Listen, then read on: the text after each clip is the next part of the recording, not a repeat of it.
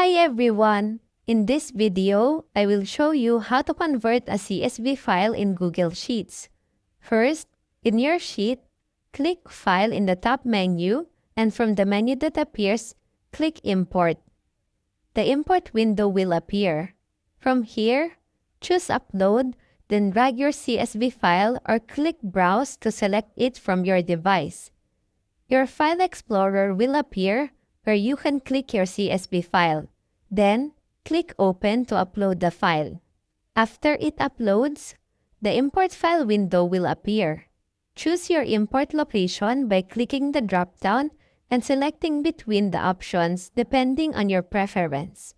For this example, let's click the Insert New Sheet option.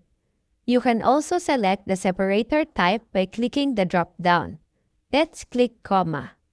Then, click Import Data. The conversion will load, then the CSV file will be opened and converted into a usable Google Sheets format. So, that is how you convert CSV in Google Sheets. I hope you find this tutorial helpful. Thanks for watching.